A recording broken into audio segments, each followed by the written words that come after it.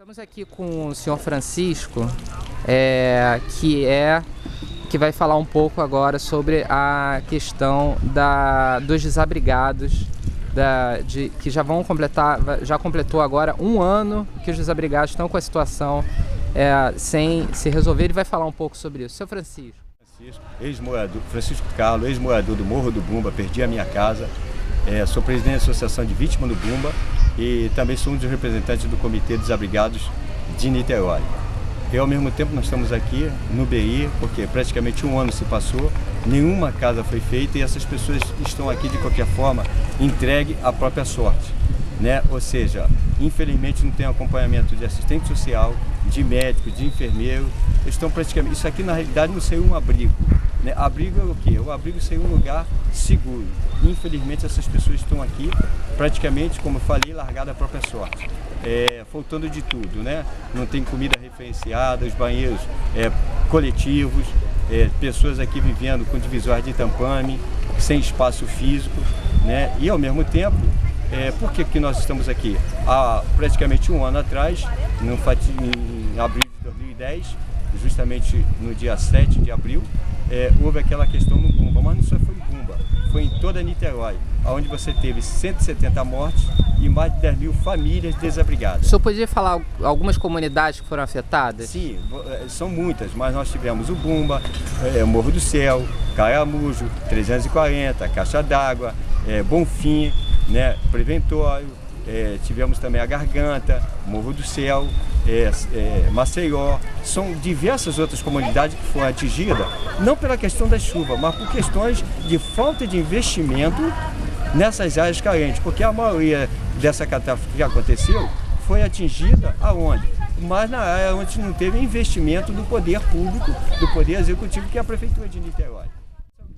Essa situação de Niterói, pelo poder público, seja na esfera federal, estadual e principalmente municipal, onde você tem um prefeito omisso, um prefeito que nunca nos recebeu ao longo desse um ano, e nós temos lá a maioria dos vereadores de Niterói dando um aval, assinando um cheque em branco para o prefeito fazer tudo aquilo que ele quer nessa cidade. Senhor Francisco, eu queria que o senhor me explicasse um pouco aonde então que estão essas pessoas que foram deslocadas e em que condições elas vivem. Elas estão recebendo algum suporte, né? A gente tem ouvido relatos das autoridades na mídia de que elas estão dando suporte adequado a essas famílias. Isso é verdade? Não, de forma nenhuma. O que você tem que essas pessoas estão desamparadas até hoje? Você teve 170 mortos, como eu falei, e mais de 10 mil famílias desabrigadas. A princípio, houve um convênio com o governo do estado, onde ele repassava de 3 meses do aluguel social de uma única vez para a prefeitura. E a prefeitura está em atraso. Você veja, nós estamos no mês de abril de 2011. Há pessoas que não receberam janeiro, onde terminaria esse contrato de 9 meses, não recebeu o mês de janeiro deste ano. Ou seja, muitas pessoas foram morar até em municípios distantes, como São Gonçalo e Itabuaí, porque aqui em Niterói você não consegue. O aluguel social foi de R$400.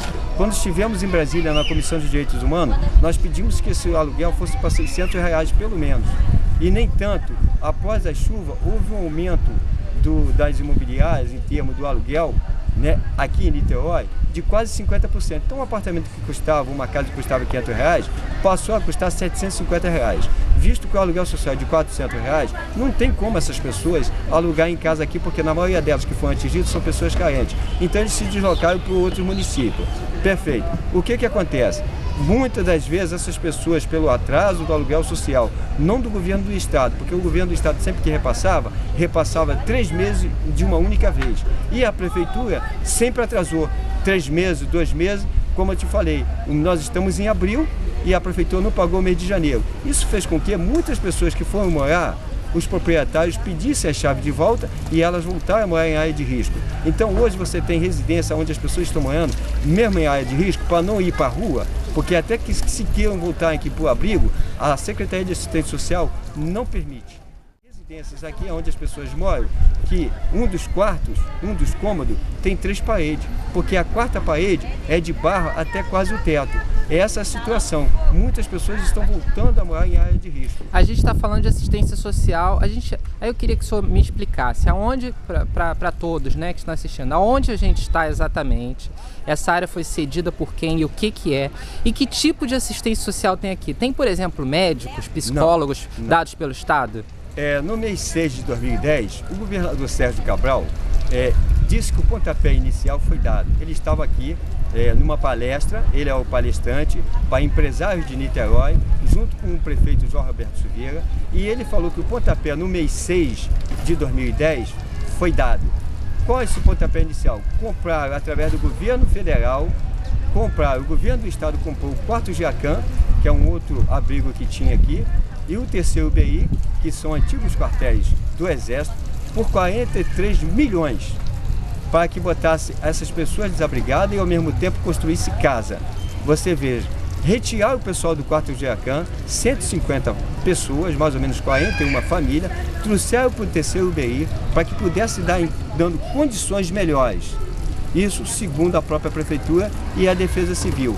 E as condições melhores, na realidade, não existe. E não tem assistência nenhuma. Pelo contrário, eu volto a te dizer, essas pessoas estão largadas à própria sorte. Deixa eu colocar uma coisa para você e para quem está nos assistindo. Eu não vi a Dilma Rousseff, presidenta no nosso país, falar que nós estamos em estado de sítio, visto que a imprensa está proibido de entrar aqui dentro para mostrar a realidade que estão nesse abrigo.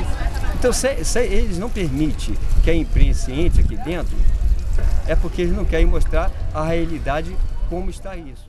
Isso aqui está largado, você não tem médico, você não tem assistência social, você não tem ninguém aqui. Nós estamos brigando desde o princípio que quem tinha que estar à frente não seria a Defesa Civil. A Defesa Civil não tem perna, visto que ela recebe por ano 400 mil reais, e esses 400 mil reais, 70% é para pagar os funcionários que nela trabalham, e tem uma porção de pessoas esperando o laudo. E o que acontece? Um laudo definitivo. Então, para também a Defesa Civil poder ir nessas áreas de risco e dizer realmente que essa casa não tem condições, essa casa vai ter que ser interditada, que ela não faz o papel dela. Ok? Então, a Defesa Civil não tinha que estar aqui à frente. À frente disso aqui tinha que estar a assistente social. E tem a secretária Kátia Paiva. E é interessante que também não visita isso, não vem aqui, simplesmente o prefeito também. Vamos falar a verdade. Na prefeitura de Niterói, o secretário não manda nas suas secretarias. Simplesmente eles preenchem a pasta. Quem manda lá é o João Roberto Silveira e o senhor Mocazel, presidente da Ilmusa, que é tão responsável como a Câmara de Vereadores de Niterói, que na sua maioria votam a favor de tudo que vem do Poder Executivo, ou seja, tudo as questões que o prefeito coloca para a Câmara de Vereadores, dos 18, 16 aprova.